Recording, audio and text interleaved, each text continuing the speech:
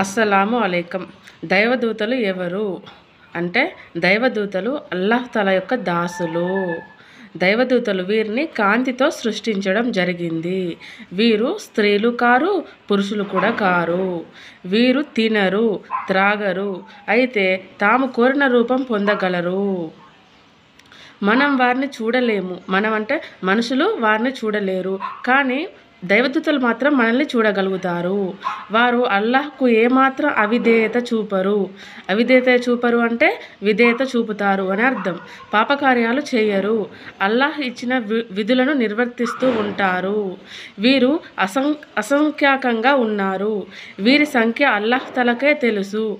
దైవదూతలు అల్లాహ్ తఆలా ఆదేశంలో ప్రవక్తల వద్దకు దైవవాణిని తీసుకొని వస్తారు. వీరిని విశ్వసించడం కూడా తప్పనిసరియే. అస్సలాము అలైకుం వరహ్మతుల్లాహి వబరకాతుహు.